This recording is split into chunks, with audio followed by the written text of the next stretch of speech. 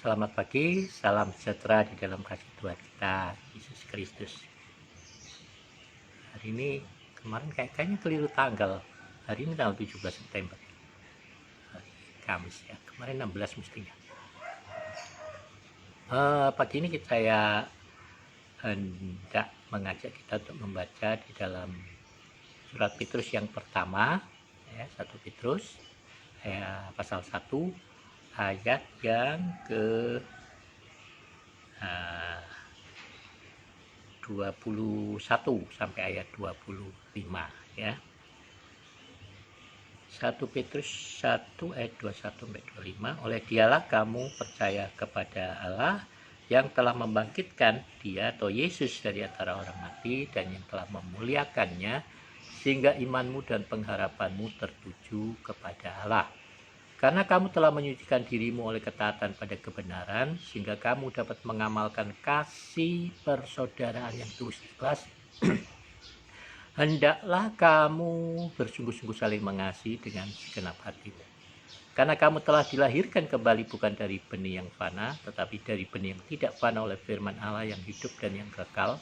Sebab semua yang hidup adalah seperti rumput, dan segala kemuliaannya seperti bunga rumput. Rumput menjadi kering dan bunga gugur, tetapi firman Tuhan tetap untuk selama-lamanya. Inilah firman yang disampaikan Injil kepada kamu. Puji Tuhan. Nah, Bapak Ibu Saudara, pagi ini saya hanya hendak mengingatkan kita semua, ya. Mari kita berusaha untuk mengamalkan kasih persaudaraan yang tulus ikhlas. Artinya lahir dari hati nurani yang murni, untuk melayani, mengasihi saudara-saudara kita, ya.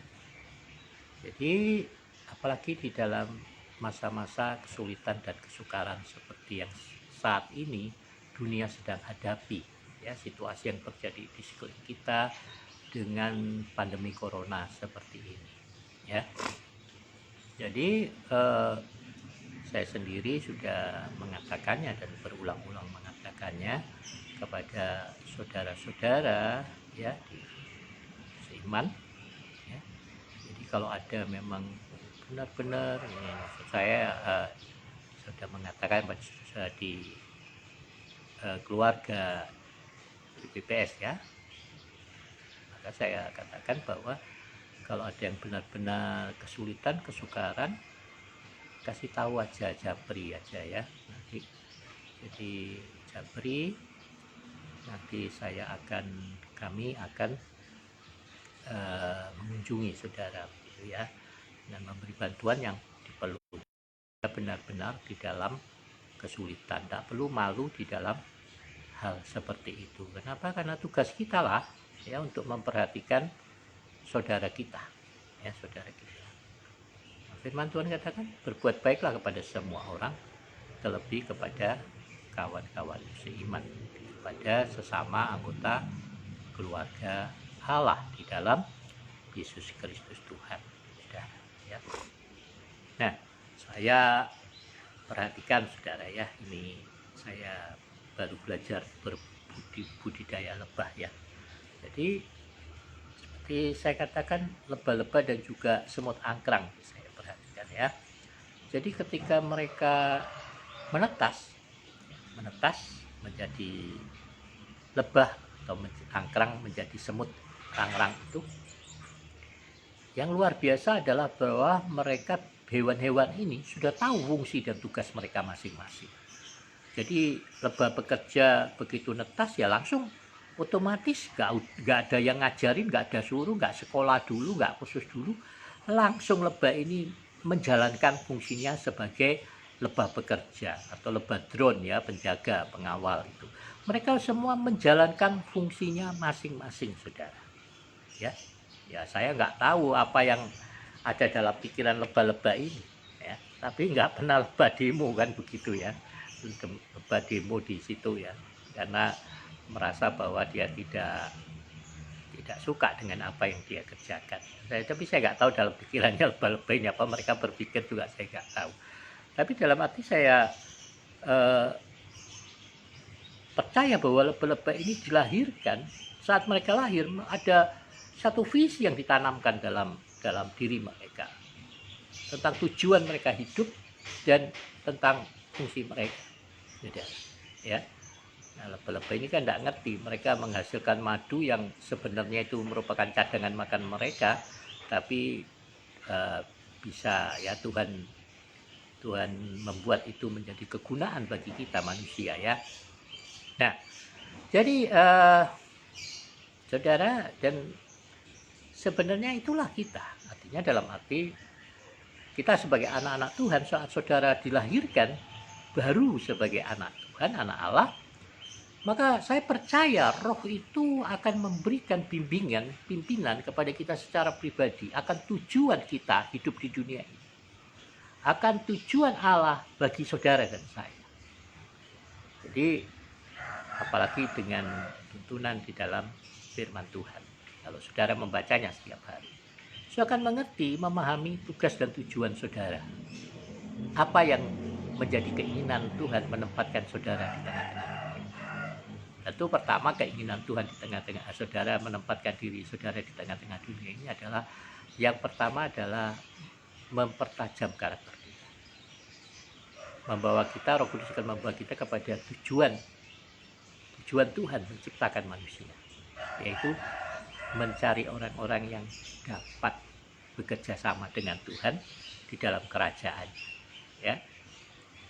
Nah, tujuan Tuhan tetap sama, saudara, ya. Jadi Yesus mati untuk saudara dan saya, membeli kita dengan darahnya, menjadikan kita milik kepunyaannya sendiri, untuk firman Tuhan katakan, untuk berbuat baik, ya, menjadi manusia-manusia yang baik, yang boleh berguna, menjadi berkat di tengah-tengah keluarga, gereja, dan masyarakat. Nah, jadi tujuan Allah dalam hidup kita yaitu keserupaan dengan Kristus. Ini yang tujuan kita ke sana. Dan semua apa yang kita kerjakan, semua apa yang kita lakukan, semua yang kita rencanakan, itu tidak boleh lepas dari visi Tuhan di dalam kehidupan kita pribadi, untuk menjadi serupa dengan Yesus. Menjadi serupa dengan Yesus, seperti saya katakan kemarin, firman Tuhan katakan, kalau kita mempercayai Tuhan, mengikut Yesus, maka kita wajib hidup sebagaimana Yesus hidup. Kita melihat Yesus, kehidupan Yesus setiap hari. Selesai dia bersekutu dengan Bapanya, dia beraktivitas, melayani, berbagi kehidupan, berbagi kasih, berbagi berkat bagi semua orang. Nah, itulah yang harus kita kerjakan setiap hari, apalagi pada hari-hari ini. Bapak Ibu Saudara, jangan khawatir, jangan cemas dengan apa yang terjadi pada hari-hari ini. Saya katakan lalu bahwa anak-anak Tuhan yang sungguh-sungguh berharap kepada Tuhan, sungguh-sungguh hidup di dalam takut akan Tuhan, sungguh-sungguh mengejar tujuan Tuhan di dalam kehidupannya, percayalah, Tuhan akan berikan kita kreativitas, inovasi, dan Tuhan akan menempatkan orang-orang di sekitar kita untuk menolong kita mencapai tujuan kita. Jadi Bapak Ibu Saudara,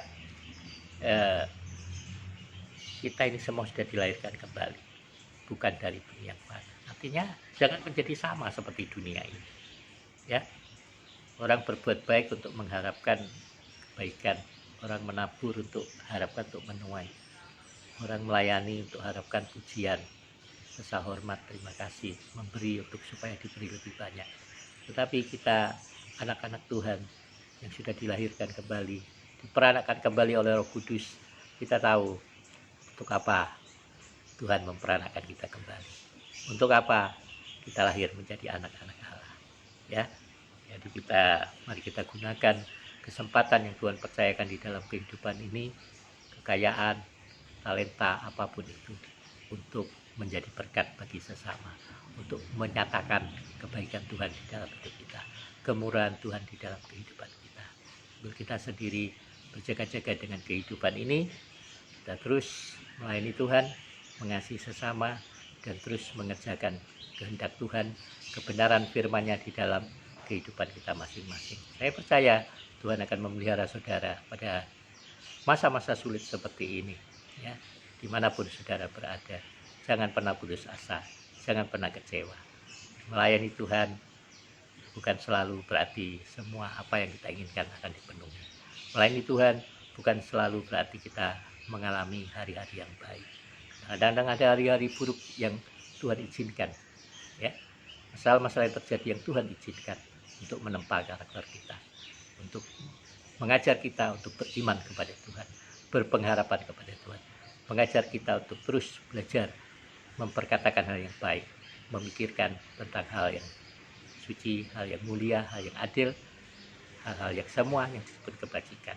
Puji Tuhan, selamat pagi Bapak Ibu Saudara, Tuhan Yesus memberkati saudara dimanapun saudara berada, dan percayalah Kudus akan menolong saudara untuk menikmati hari yang baik sepanjang hari ini di dalam kemurahannya, sehingga kemanapun saudara pergi saudara akan beruntung, setiap usaha pekerjaan saudara akan berhasil, dan semua apa yang saudara jamah boleh menjadi berkat.